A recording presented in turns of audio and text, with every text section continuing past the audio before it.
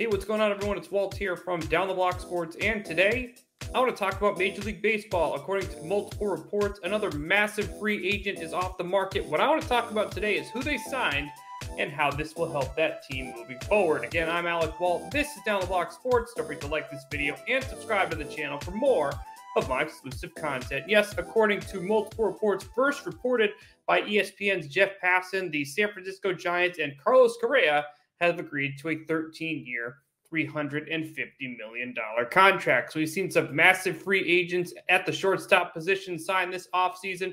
$300 million going to Trey Turner, $280 million going to Xander Bogaerts, and $350 will go Correa's way for the next 13 seasons. Now, obviously, 13 years is a very long period of time. Correa just played year 27 with the Minnesota Twins. He'll be 39 when this deal expires with the Giants. So obviously there's reason to believe that unless Correa wants to play past that, he is going to spend the rest of his career with the San Francisco Giants. Now let's start with the positive. Carlos Correa is a stud. Carlos Correa is a guy who's gone to the postseason every single year except for last year. He's a guy that's won World Series. Yes, he was outspoken about the one in 2017, but he's a guy who's been there and done that and performed well in clutch situations. You look at the San Francisco Giants, they were a team that won the National League West 2 seasons ago, did take a step back last year, and you knew that this team was going to make an impact move in free agency. They lost a ton of money off the books due to the roster that was on the field last year. They had the ability to spend the money and spent a ton of it on Carlos Correa. Last year, when you looked at Correa's season with the Minnesota Twins, he hit .291 with 22 home runs, 70 runs scored, and 64 RBIs. An extremely productive offensive season there with the Minnesota Twins, and you hope that carries over with the Giants. Now, when you look at Carlos Correa, it's not exactly his offense that makes that impact or his clutch abilities. It's the fact that he's one of the best defensive catchers in Major League Baseball. When you look at his upside playing that position for a long period of time, if his defense holds up, he will play shortstop. There may be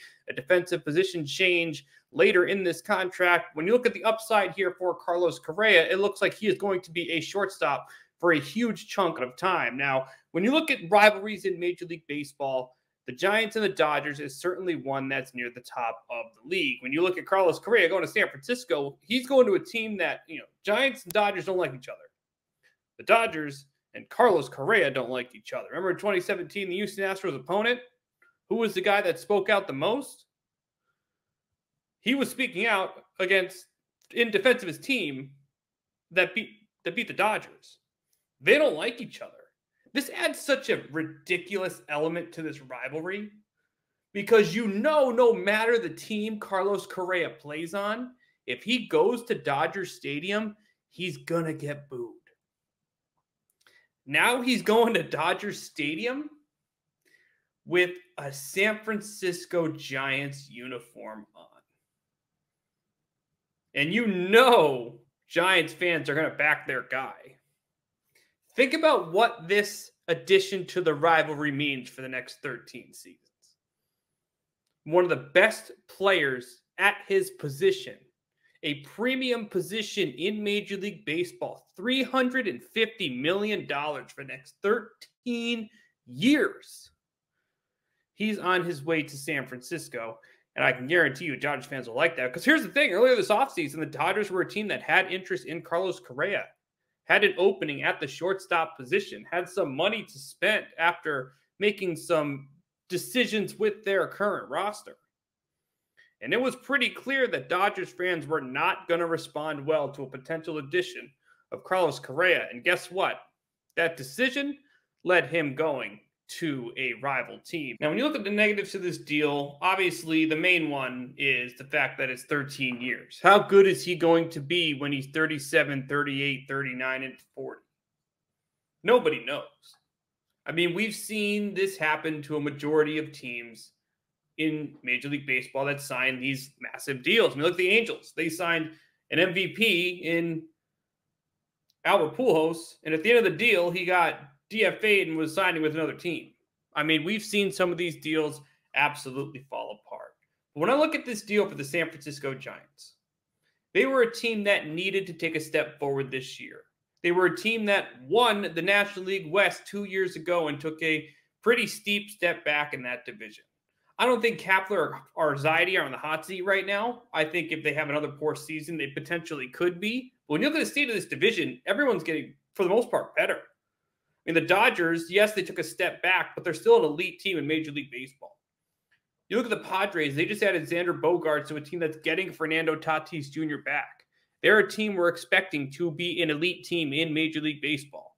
You look at the Arizona Diamondbacks. Are they a good team? No, but they had some young prospects make it to the majors last year and have been drafting and developing some good young players. Will they be an elite team next year? No, but over time, they could be a team that makes some noise. The Rockies are the Rockies. I don't really think they're anything special right now, but with the way the Mets are spending money, the Atlanta Braves making a trade, the Phillies going all the way to the World Series, the Cardinals spending money at the catcher position. Even the Brewers are a team that I don't think is amazing, but still isn't terrible.